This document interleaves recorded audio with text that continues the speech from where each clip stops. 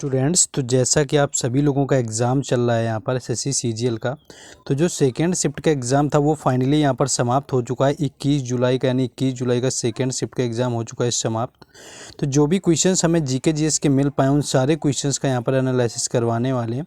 बस आप लोगों को वीडियो के लास्ट तक बने रहना है। बाकी वीडियो को लाइक और शेयर ज़रूर करना है। साथ ही साथ अगर चैनल को सब्सक्राइब ना किया हो तो वो भी कर लें, क्योंकि यहाँ पर आपको हर एग्ज़ाम से रिलेटेड हर शिफ्ट का एनालिसिस मिलेगा। पहला क्वेश्चन पूछा गया था कि स्ट्रेट ड्राइव किस खेल से संबंधित है। अगर स्ट्रेट ड्राइव की बात करें कि किस खेल से संबंधित है तो क्रिकेट इसका राइट आंसर हो जाएगा, जिससे कि स्ट्रेट ड्राइव का संबंध है। इसके साथ साथ खेले जाने वाले शॉट और भी कई प्रकार के होते हैं, जिसमें कि आपका स्ट्रेट ड्राइव होता है या रेल, यानी कि गेंद को बगल की दीवार के समानांतर और करीब मारा जाता है ताकि वह कोर्ट के गहरे तक जाए, यानी कि मूल स्क्वैश शॉट आपका होता है। ऐसे अक्सर एक गुड लेंथ शॉट के रूप में संदर्भित किया जाता है। तो जो क्रिकेट था इसका राइट आंसर हो जाएगा स्ट्रेट ड्राइव का। नेक्स्ट क्वेश्चन पूछा गया था, एक आपको कुछ ऑप्शन दिए हुए तो उनमें से ये पूछ लिया गया था कि इनमें से कौन सी जायद की फसल है। तो जैसा कि सभी को पता है कि तीन तरह की फसल होती है, एक तो रबी की फसल होती है, दूसरी खरीफ की होती है, तो दूसरी खरीफ की फसल होती है, और तीसरी जो होती है वो जायद की फसल होती है। रबी की फसल के समय आपकी गेहूँ की बुवाई करी जाती है और खरीफ के समय आपके जो धान की आपकी बुवाई की जाती है। तो यहाँ पर जायद से रिलेटेड फसल पूछ ली गई थी, कौन सी होगी। तो अगर जायद की फसल की बात करें तो यह सामान्यतः उत्तर भारत में मार्च अप्रैल में आपकी बोई जाती है, और इस वर्ग की फसलों में तेज़ गर्मी और शुष्क हवाएं सहन करने की अच्छी क्षमता होती है। उदाहरण के तौर पर अगर बात करें तो आपका तरबूज हो गया, खीरा हो गया, ककड़ी हो गया, ये जो सारी फसलें होती हैं ये जायद के फसल के अंतर्गत आती हैं। अप्रैल के महीने में बोई जाती हैं। उत्तर भारत की बात हो रही है तो यहाँ पर इन्हीं में से कुछ ऑप्शन में दिया होगा जो आपका अप्रैल मई के समय खेतों में बोया जाता है, जो कि जायद की फसल से संबंधित होगा। नेक्स्ट एक कलिंग युद्ध से पूछा गया था कि कलिंग के युद्ध में कौन विजयी हुआ था। तो कलिंग युद्ध की बात करें तो विजेता अगर इसका पूछा गया था तो इसका अशोक हो जाएगा, जो कि 261 ईसा पूर्व में लड़ा गया था। आपका अशोक इसका विजेता हो जाएगा। बाकी अगर उप विजेता पूछा जाए तो पुलकेशन जो द्वितीय है वो उप विजेता हो जाएगा कलिंग के युद्ध का, और जो विजेता थे वो अशोक थे। 261 ईसा पूर्व में लड़ा गया था। इसके बाद से अकबर ने बिल्कुल युद्ध करना छोड़ दिया था। इस युद्ध में 1 लाख सैनिक मारे गए थे और कलिंग के 1,50,000 सैनिकों को अशोक ने पकड़ लिया था, जिनकी बाद में मृत्यु हो गई थी। तो अशोक ने कलिंग पर विजय तो प्राप्त किया था, लेकिन उसके बाद ऐसे मौर्य शासक रहे जिन्होंने युद्ध बिल्कुल त्याग दिया था और बौद्ध धर्म में आकर के धर्म की नीति अपना ली थी। तो ये कई बार आपका ये पूछा जाता है कि कलिंग युद्ध के बाद किसने युद्ध करना छोड़ दिया था, तो अशोक राइट आंसर हो जाएगा। नेक्स्ट एक दिल्ली सल्तनत से और क्वेश्चन ये पूछा गया था कि सिजदा और पैबोस प्रथा किस शासक ने शुरू की हुई थी। तो अगर सिजदा और पैबोस की बात करें कि किस शासक के द्वारा शुरू की गई प्रथा थी तो गयासुद्दीन बलबन इसका राइट आंसर हो जाएगा, जो कि गुलाम वंश का ही आपका एक रहा हुआ था, यानी कि आपका शासक संबंधित था गुलाम वंश थे, जो कि 1266 से लेकर के 1287 तक जिसका शासनकाल चला हुआ था।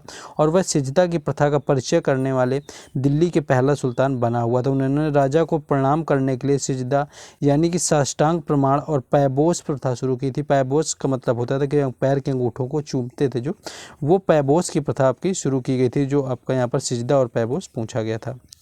नेक्स्ट एक क्वेश्चन आया हुआ था कि आवर्त सारणी के 5वें समूह का अंतिम तत्व कौन सा पूछा गया था। तो इसके ऑप्शन नहीं मिल पाए, या सारा ही आपका अंतिम तत्व पूछ लिया गया था।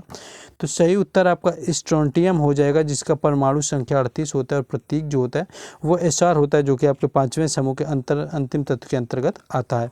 बाकी अगर क्वेश्चन में थोड़ा भी चेंज हो तो जिनका एग्जाम था वो लोग एग्जैक्ट यहाँ पर क्वेश्चन बता सकते हैं कॉमेंट बॉक्स में, जिससे कि आपको पता चल जाए। नेक्स्ट देखिए पीडीएफ को, जैसा कि आप सभी को पता है कि आप लोगों को जो पीडीएफ होती है वो हमेशा फ्री में ही प्रोवाइड कराई जाती है पब्लिक ग्रुप में, लेकिन इसके कुछ रीज़न हैं। जैसे कि आपसे बताना चाहें जो आपका होता है क्या फ़ायदा है आपका पेड और फ्री में। तो फ्री में आपको क्या होता है टेलीग्राम का पब्लिक ग्रुप में, बाकी पेड आपका प्राइवेट ग्रुप में दिया जाता है। इसमें आपका फ्री में प्रत्येक दिन का सिंगल पीडीएफ दिया जाता है। बाकी आपका जो पेड में होता है वहाँ हर दिन का आपका एक साथ कंबाइंड करके एक्स्ट्रा फैक्ट के साथ में एक अच्छी पीडीएफ तैयार की जाती है। इसमें उतना ही प्रश्न होता है जो कि हम एनालिसिस में जितना बता पाते हैं, लेकिन इसमें जो आपका पेड होता है उसमें ज़्यादा से ज़्यादा क्वेश्चन ढूंढ के ला करके उसमें दिए जाते हैं। बाकी इसमें का आपका फ्री होती है। बाकी आपका जो पेड है उसमें आपका 25 रुपये का शुल्क रखा गया है।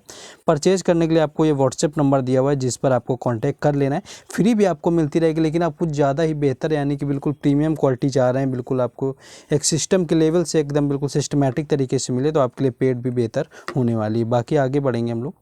आगे क्वेश्चन आपका ये पूछा गया था कि संविधान का अनुच्छेद 25 किससे संबंधित है। बाकी जो फ्री पीडीएफ है उसका लेने के लिए टेलीग्राम चैनल और व्हाट्सएप ग्रुप का लिंक डिस्क्रिप्शन में दिया गया है, तो वहाँ से जुड़ जाएं। क्वेश्चन ये है कि संविधान का अनुच्छेद 25 किससे संबंधित है। अनुच्छेद 25 की बात करें तो धर्म की स्वतंत्रता का अधिकार जो होता है वो अनुच्छेद 25 से लेकर के 28 तक होता है। भारतीय संविधान के अनुच्छेद 25 के अनुसार सभी व्यक्तियों को अंतःकरण की स्वतंत्रता, धर्म और अबाध रूप से मानने, आचरण करने और प्रचार करने का इसमें समान अधिकार होता है। नेक्स्ट क्वेश्चन पूछा गया था कि भारत की सबसे बड़े ताजे पानी की झील, जैसे आपसे पूछ ली गई थी, कल आपकी पूछी गई थी शायद, झील से रिलेटेड एक और दिन पीछे आपका पूछा जा चुका है। तो अगर भारत की सबसे बड़े ताजे पानी की झील की बात करें कि कौन सी रही हुई, तो भारत की सबसे बड़े ताजे पानी की झील पर आपकी वुलर झील इसका राइट आंसर हो जाएगा, जो कि जम्मू कश्मीर में स्थित है। यानी कि अगर इसकी जगह पूछ ली जाए तो जम्मू कश्मीर में है, जो कि भारत की सबसे बड़ी ताजे पानी की झील है।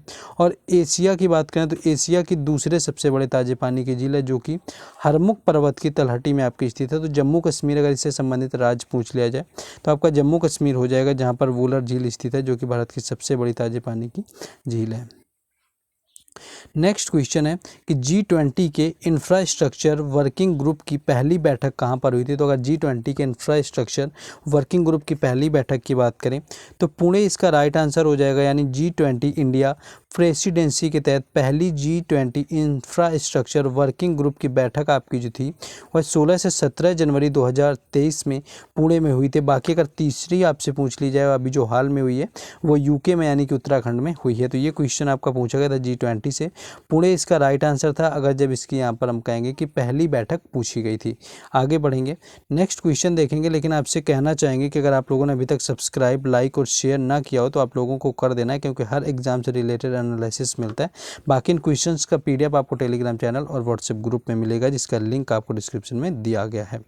क्वेश्चन ये पूछा गया था कि सोमैटी किस खेल का शुभंकर था। तो सोमैटी की अगर बात करें कि कौन इसका शुभंकर रहा हुआ था, तो टोक्यो ओलंपिक जो था यहाँ पर राइट आंसर हो जाएगा। यानी टोक्यो ओलंपिक जो 2020 में हुए थे, ये आपके इनका जो खेलों का आपका शुभंकर रखा गया था वो सोमैटी रखा गया था, जो चेरी ब्लॉसम सोमेसियोनो के नाम से आता था। पहले शुभंकर ने ग्रेनोबेल में 1968 के खेलों में अपनी शुरुआत की हुई थी।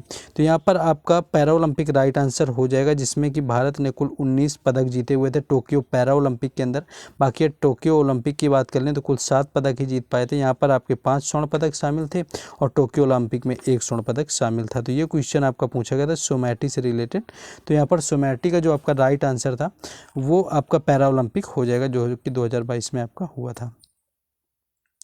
नेक्स्ट एक जलियांवाला से सिंपल सा क्वेश्चन आया हुआ था कि जलियांवाला बाग हत्याकांड कब हुआ था। तो अगर जलियांवाला बाग हत्याकांड की बात कर लें तो ये हत्याकांड जो है आपका पंजाब प्रांत के अमृतसर में स्वर्ण मंदिर के निकट जलियांवाला बाग में 13 अप्रैल यानी कि 13 अप्रैल 1919 को आपका हुआ था। यानी कि 13 अप्रैल 1919 को होता है। ये बैसाखी का दिन था। उस दिन अमृतसर यानी कि पंजाब के प्रांत अमृतसर के स्वर्ण मंदिर के निकट ये था जलियांवाला बाग हत्याकांड, जहाँ पर हो गया था। यहाँ पर निर्दोषों के ऊपर गोली चलवाई गई थी। नेक्स्ट क्वेश्चन आपका था कि सत्यनारायण शर्मा जो हैं इनका किस नृत्य से संबंधित है। तो यहाँ पर अगर सत्यनारायण शर्मा की बात करें कि किस नृत्य से संबंधित हैं तो कुचिपुड़ी जो है इसका राइट आंसर हो जाएगा, जिससे कि सत्यनारायण शर्मा का संबंध है वेदांतम सत्यनारायण शर्मा, जिन्हें कि सत्यम के नाम से जानते हैं, एक भारतीय शास्त्रीय नर्तक और नृत्यकार रचनाकार थे, जिन्होंने कुचिपुड़ी के शास्त्रीय नृत्य के प्रमुख प्रतिपादकों में से एक माना जाता है। तो यहाँ पर सत्यनारायण शर्मा से रिलेटेड आपका पहले भी कई बार पूछा जा चुका है, 10 बार आपका एसएससी एग्जाम में इनसे रिलेटेड पूछा जाता है। तो कुचिपुड़ी राइट आंसर हो जाएगा, जो कि आंध्र प्रदेश का शास्त्रीय नृत्य होता है। और कुल 8 नृत्य हैं भारत के शास्त्रीय, कई बार आपको वीडियोज अगर आप देखते हैं तो आपको बता चुके होंगे। नेक्स्ट था कि पंडित किशन महाराज का संबंध किस वाद्य यंत्र से, जो कि बनारस घराने से संबंध रखते थे। ऐसा कुछ पूछा गया था कि इनमें से कौन है जो बनारस घराने से संबंधित हैं और आपके तबला वादक हैं या कुछ भी आपका है। तो जो किशन महाराज हैं उनका संबंध जो है तबला वादक से रहा हुआ है। बनारस घराने से संबंधित रहे हुए एक भारतीय तबला वादक थे, जो कि हिंदुस्तानी शास्त्रीय संगीत के बनारस घराने से ताल्लुक़ रखते थे। तो ये बनारस घराने में रहते थे पंडित किशन महाराज, इनका संबंध जो था बनारस घराने से था। तो ये आपका पूछा गया था। तबला वादक रहे हुए थे, जैसे कि आपके जो जाकिर हुसैन और अल्लाह रखा खान भी रह चुके हैं। एक कुछ क्वेश्चन इस तरह से आया हुआ था, एग्जैक्ट नहीं मिला, कि किस अनुच्छेद के तहत सुप्रीम कोर्ट जो कानून लागू करता है वो सभी नागरिकों के लिए मान्य होता है। ऐसा कुछ आपका पूछा गया था। तो ये तो आपका एक समान नागरिक संहिता के भी अंतर्गत आ जाता है कि उल्लेख भारतीय संविधान के भाग 4 के अनुच्छेद 44 में आपका दिया गया, यानी जो आर्टिकल 44 होता है, जो कि आपका सर्वोच्च न्यायालय भी कई बार समान नागरिक संहिता आपका लागू कर चुका है। तो इसमें शायद हो सकता है कि आपको ऑप्शन क्या दिया था, एग्जैक्ट क्वेश्चन क्या था, ये जब पता चलेगा तो इसका आंसर करना आसान होगा। तो ये था आज का एनालिसिस आपका सेकेंड शिफ्ट में आपका जो 21 जुलाई का। बाकी आपको थर्ड शिफ्ट का मिलता रहेगा। बाकी इन क्वेश्चंस का PDF टेलीग्राम चैनल और व्हाट्सएप ग्रुप पर मिलेगा, जिसका लिंक डिस्क्रिप्शन में दे दिया गया है।